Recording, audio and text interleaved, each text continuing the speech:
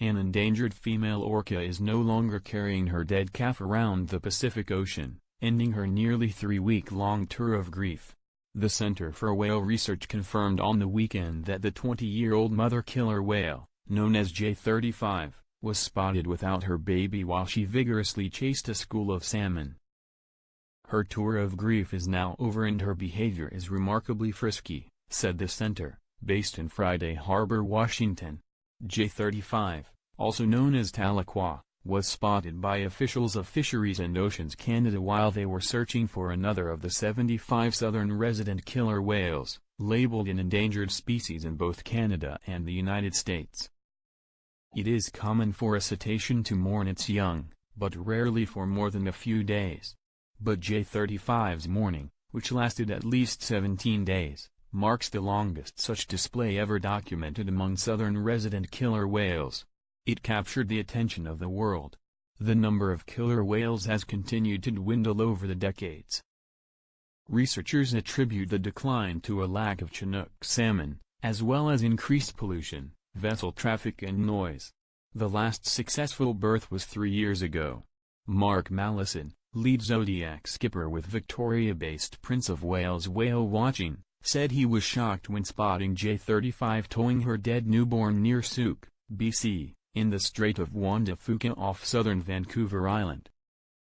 "This is something new, we never really experienced anything like this, we never ever documented a killer whale carry a calf for that extended amount of time," he said in an interview. He was concerned about J35's physical condition, but after seeing some reports of her current situation, he thinks she is fine. Howard Garrett, co-founder and board president of Orca Network, said he was relieved to hear the news.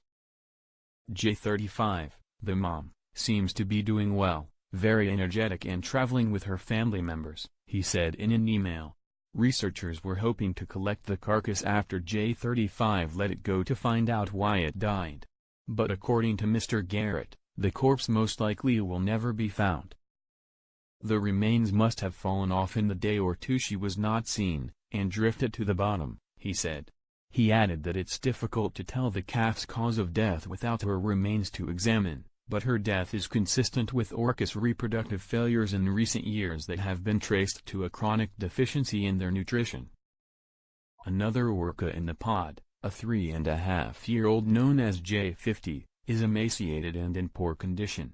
Mr. Garrett said J50 still looks very bad but is still traveling with her family, although sometimes lagging behind them. National Oceanic and Atmospheric Administration, scientists injected her with an antibiotic a few days ago and are testing the possibility of feeding her now, he noted. J35's calf was born near Victoria on July 24, but died moments later. Mr. Garrett acknowledged that orcas are periodically starving and that is the main cause of reproductive failure.